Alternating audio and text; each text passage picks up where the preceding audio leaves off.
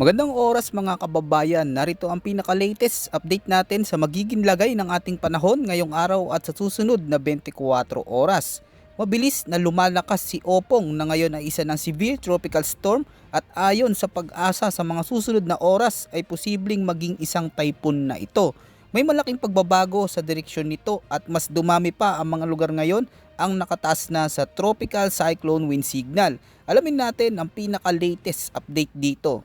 Ayon sa pinakabagong datos ng pag-asa, ang sentro ng Severe Tropical Storm Opong ay namataan sa layong 245 km silangan ng Eastern Samar. Taglay nito ang maximum sustained winds na 115 km per hour malapit sa gitna at may pagbugsong hangin na may lakas na pumapalo hanggang 145 km per hour. Sa kasalukuyan, si Opong ay kumikilos pakanluran-nilagang kanluran sa bilis na 15 km per hour. Ang malalakas na hangin mula sa bagyo ay umaabot hanggang 480 kilometers mula sa gitna nito kung saan mas maraming lugar ang makakaranas ng storm force winds nito. Dahil dito, itinaas na ng pag-asa ang Tropical Cyclone Wind Signal number 3 sa hilaga at silangang bahagi ng Northern Samar at hilagang bahagi ng Eastern Samar. Dito, inaasahan ang storm force winds na may lakas na nasa 90 hanggang 120 kilometers per hour. May lead time ito na 18 hours at magdudulot ng moderate hanggang significant threat sa buhay at ari-arian. Habang nakataas na sa Tropical Cyclone Wind Signal number 2, ang southern portion ng Quezon, silangang bahagi ng Marinduque, hilagang silangan ng Romblon, Camarines Norte, Camarines Sur, Catanduanes, Albay, Sorsogon at Masbate. Nalalabing bahagi ng Northern Samar, gayon din sa gitnang bahagi ng Eastern Samar. Apektado rin ang silangan at gitnang bahagi ng Samar, Biliran at sa may Leyte. Pinag-iingat natin ang mga lugar na ito dahil maaaring makaranas ng gale force winds sa mga susunod na oras na may lakas na aabot sa pagitan ng 65 to 85 km per hour. May posibilidad ito ng minor hanggang moderate na banta sa buhay at ari-arian.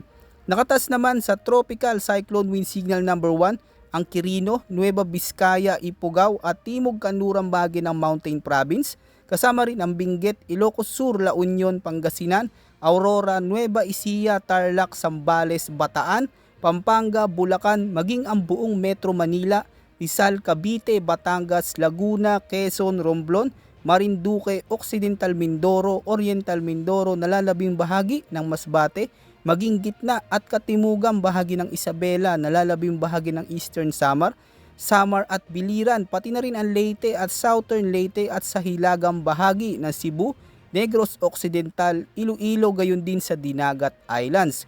Inaasahan sa mga lugar na ito na makakaranas ng malalakas na hangin sa loob ng 36 hours na may bilis na 40 hanggang 65 km per hour. Bagamat hindi kasing lakas, ngunit posibleng magdulot pa rin ito ng banta sa buhay at pagkasira sa mga mahihinang istruktura. Ayon naman sa latest heavy rainfall outlook na inilabas ng pag-asa, ngayong araw makakaranas ng higit sa 200 mm ng ulan ang inaasahang babagsak sa Northern Samar, Eastern Samar, gayon din sa Samar, Biliran, Sorsogon at Masbate. 100 hanggang 200 mm naman na pag-ulan ang mararanasan sa Quezon, Catanduanes, Camarines Sur, Albay, Romblon at Leyte, maging sa Camarines Norte. Nasa 50 hanggang 100 mm naman ng ulan ang posibleng maranasan sa Isabela, Aurora, Bulacan, Metro Manila, Cavite, Batangas, Occidental Mindoro, maging ang Oriental Mindoro, Romblon, Aklan, Antique, Capiz, Iloilo, Guimaras, Cebu, Leyte, gayon din sa Southern Leyte, Negros Occidental, Negros Oriental at sa may Palawan. Bukas araw ng Sabado, September 27, mas maraming lugar ang makakaranas ng ulan na aabot sa 100 hanggang 200 mm sa Quirino, Aurora, Zambales, Pampanga, Bataan, Bulacan, Rizal, maging ang buong Metro Manila, Cavite, Laguna, Batangas, Quezon, Camarines Norte, maging ang Camarines Sur, Marinduque, gayon din sa Occidental at Oriental Mindoro. 50 hanggang 100 mm naman sa Cagayan, Isabela, Nueva Vizcaya, Pangasinan, Tarlac, Nueva Ecija, Catanduanes, Albay, Sorsogon, Masbate, Northern Samar, Masbate, gayon din sa mga lugar sa Aklan, Antique, Negros Occidental at sa may Palawan. Tandaan, maaaring mas mataas pa ang rainfall sa mga bulubunduking lugar at sa mga lugar na dati nang binaha o nakaranas ng malalakas na pag-ulan. Para naman sa latest track at intensity ni Bagyong Opong, medyo may pagbabago sa direksyon nito. Inaasahang babaybayin ni Opong ang kanluran, hilagang kanluran habang papalapit na ito sa Eastern Visayas at Southern Luzon area. Ayon sa pinakahuling ulat, may posibilidad na mag-intensify at umabot sa typhoon category si Opong bago ito tuluyang tumama o maglandfall sa may Bicol region sa loob ng susunod na 24 oras. Pagkatapos tatawid ito sa kalupaan ng bansa at inaasahang bagyang hihina ito, ngunit mananatili pa rin nasa typhoon category o severe tropical storm habang dumadaan sa kalupaan ng bansa. Habang binabaybay nito ang West Philippine Sea, mataas ang tsansang muling lumakas ulit si Opong habang kumikilos ito palayo ng bansa.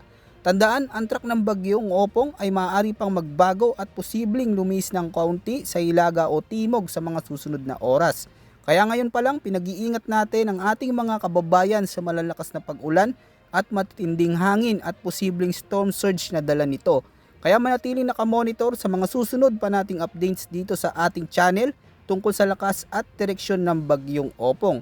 Yan muna ang ating pinaka-latest weather update at ulat panahon. Ito po ang inyong weather forecast ng bansa. Maraming salamat po at huwag kalimutang mag-ingat ngayong nakakaranas tayo ng malalakas na pag-ulan.